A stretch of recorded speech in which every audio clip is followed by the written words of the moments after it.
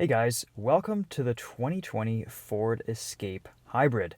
We have the 2.5 liter Atkinson cycle 4-cylinder and an 88 kilowatt electric motor that makes a combined 200 horsepower. All that's connected to an eCVT transmission.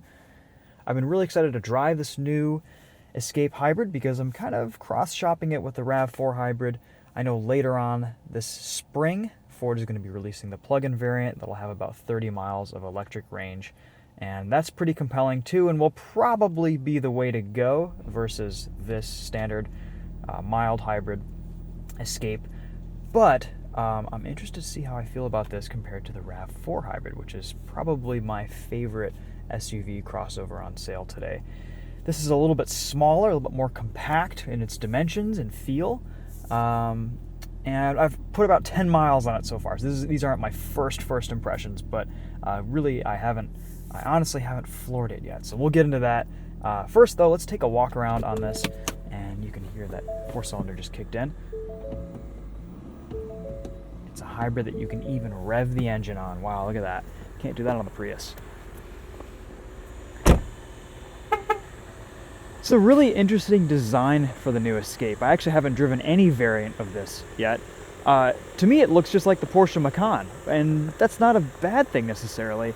It's a pretty good-looking vehicle. It has nice proportions. I love this red color. The wheels look good. I think overall, this is a pretty attractive SUV. It even doesn't really have much visual difference from the standard non-hybrid Escape. We have a pretty low deck loading height here. A lot of cargo space. I mean, this is plenty. I think with the seats folded down, it's about 66 cubic feet. No spare tire in this car. I assume you can get a spare tire kit that kind of just fits over the battery. We have a lot of hard plastics on the doors and throughout the cabin. Ford hasn't done as good of a job as hiding these as in some of its competition. But as far as space back here goes, I think the back seats have a pretty ample amount of room. The battery pack is under the rear seats here, and it's a little bit smaller of a battery pack. I read that it was about a third of the size of the previous Escape Hybrid, and that's how they were able to kind of create more interior space as a result. I have plenty of room back here. I feel perfectly comfortable. I have a decent amount of headroom at 5'10". Driver's seat set to my seating position as well. We have a nice panoramic sunroof. Really pretty nice, simple, attractively laid out cabin. No complaints here. The leather on these seats feels good. Everything's a nice deep black. We've got a 12-volt plug outlet there, some rear climate vents. And yeah, pretty standard. It feels very along the lines of what Ford's been doing lately. Easy to get in and out of. You get a nice beefy key fob with remote start. All right, let's take it for a drive here. We've got a little bit of snow on the ground today. Might even test the all-wheel drive system a little bit. We do have a few different drive modes, but we have normal drive mode, eco, sport, slippery, which seems like the appropriate mode for today, deep snow and sand, which is interesting. I need to read a little bit more about that. I wonder if it kind of distributes torque throughout the different wheels and gets you through off-road environments a little bit better. And of course, back to normal. Let's go to slippery and see what happens here. I don't see any traction control buttons, and I'm not really going to go digging through the menus to turn everything off, because this is just a normal car. There's nothing really sporty or fancy about this. We're on all-season tires, so we don't really have a lot of grip on these surfaces, but it is giving me a little bit of slip here in this parking lot. In slippery mode. Seems to be a little bit friendly to not so grippy conditions. Getting a little bit of torque braking on the inside wheels to get the car rotated when I'm understeering. Okay. Let's see how that compares to normal here. Oops. It's a very unscientific test at about 10 miles an hour here, but it does give us a little bit of an idea of what this car's like to drive in slippery conditions.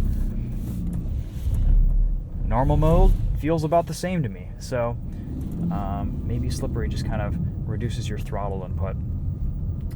On these stock all-season tires, there's not a lot of grip in the snow, so if you're going to be living in a snowy environment, the all-wheel drive of this Escape Hybrid isn't going to save you.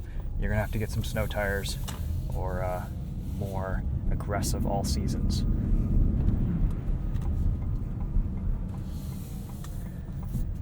You can hear the regen from the braking.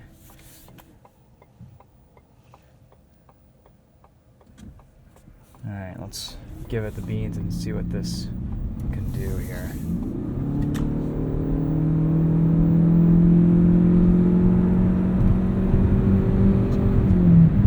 It's just a smooth, seamless wallop of power. It's actually pretty good. It feels pretty quick.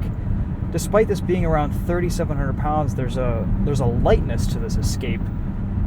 In the controls and the steering and the way the suspension, the way it rides over bumps. And I'm actually surprised at the power. This isn't the fastest variant by any means. The 2-liter turbo makes around 250, 260 horsepower, and that's the quickest Escape on sale today, but this is no slouch. It's responsive. You can feel kind of this wave of torque from the electric motor as well.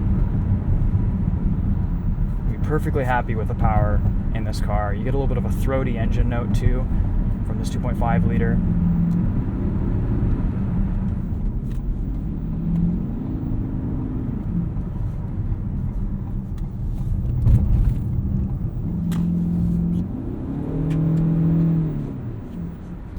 There's a lightness, maybe even a little bit of nimbleness to this chassis.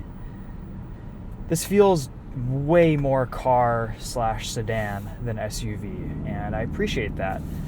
There is a compactness to this Escape that is really nice. It fits really well in our garage, which is a plus because we have kind of a tight garage.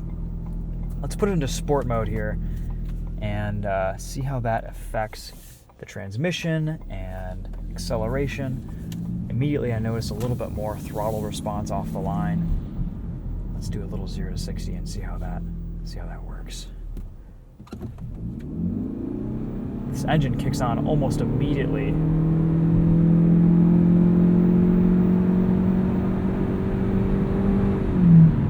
I mean, this isn't the fastest car, but the torque delivery is so seamless and consistent from 0 to 70 miles an hour that it's pretty good. It's pretty impressive. It's just very smooth.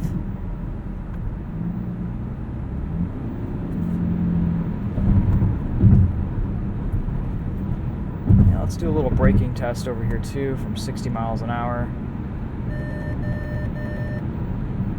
Freaking out there as that truck's turning left. Of course, it's pretty slippery out today. We're not going to get an accurate representation, but brakes are actually pretty impressive.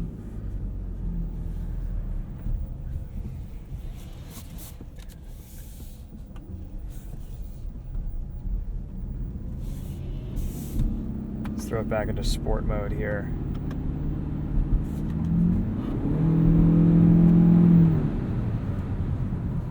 Pedal feel is one of the best I've ever felt on any hybrid. It feels just like the normal Ford brake pedal. It's firm, really pretty progressive throughout its travel. And for a planetary gear set, this transmission actually has, it's not droning away like normal CVTs. Again, this is an eCVT. The advantage to continuously variable transmissions is that they can have multiple inputs from gas and electric motors very easily and kind of figure all that out when it puts the power down. The steering is light. It's a little bit artificial feeling, it feels electric. There's really not a lot of road feel. But around those corners back there, the handling was pretty decent. It feels like it has a nice low center of gravity. There's not a lot of body roll, but yet ride quality remains pretty good. Let's see how the radar-guided cruise control works. You can skip 5-mile-an-hour increments.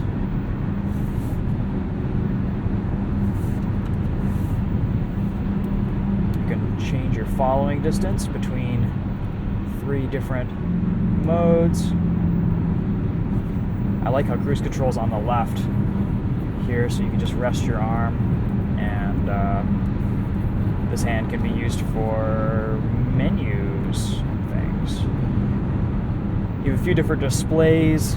Miles per gallon tells me how many electric miles I've done. A calm screen, which has nothing. Tire pressures. So far on this trip, we've done 18.8 miles to the gallon, which isn't great because we've been flooring it, but I don't imagine I'll be getting as good gas mileage this week, given how cold it is outside, but we'll see how it does. In recent years, I have really liked what Ford's done with its radar-guided cruise control. It's a responsive system. It seems to work pretty seamlessly, pretty well. Accelerates great around that truck that was just sitting in the left lane. It's quick to accelerate when you change your speed. Does a pretty good job with deceleration too, getting into that regen. Ford says that this can drive on the electric motors at speeds up to 85 miles an hour, but I don't really see how it would be able to maintain 85 with just the 88 kilowatt motor in the back.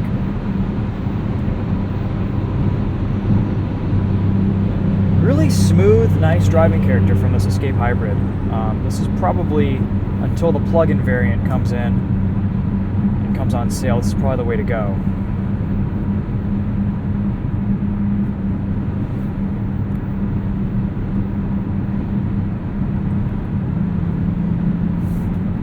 Not a lot of wind noise. Let's go into the infotainment here. You've got Ford's sync system, but now with Apple CarPlay, we've got pretty much everything we need. It's really responsive. We're very bright, clear. It's a nice screen. It looks really good. Let's go in and let's do a sound test.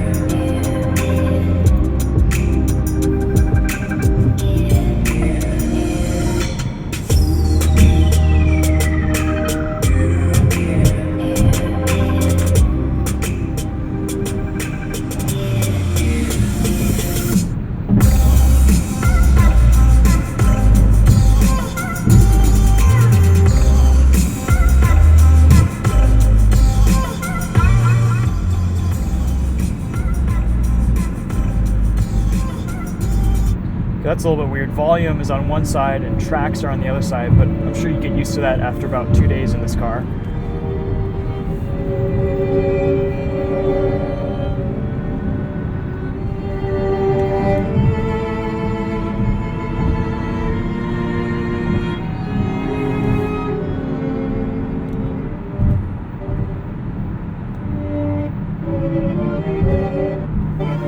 We'll fast forward a little bit.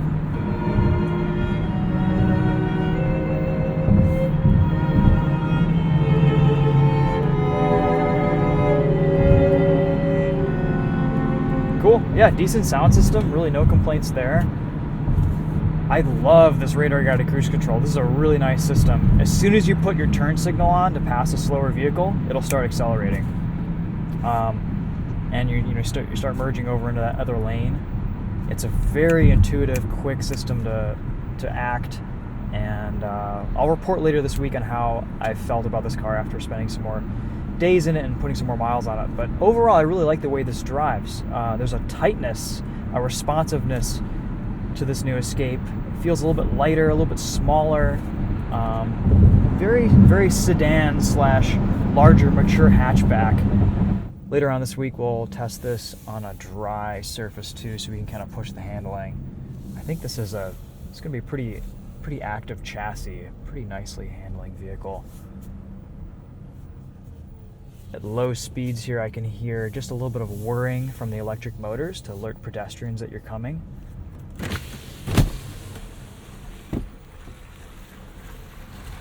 It's very faint. Kind of hard to hear over the crunching through the snow and the salt, but it's more apparent when you put it in reverse. You hear that?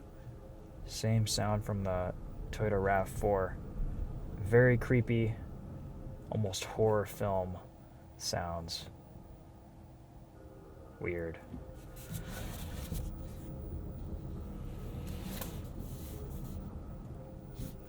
I wasn't trying to park here, but we'll wrap up here. So those are my thoughts, first impressions on the new Escape Hybrid SE Sport all-wheel drive. Yeah, curious to see how I like this the rest of this week. Curious to see how my wife likes this, because she's got a Ford Edge and is mildly loyal to the Ford brand. She's always had Fords, and this might be a good buy for us at some point.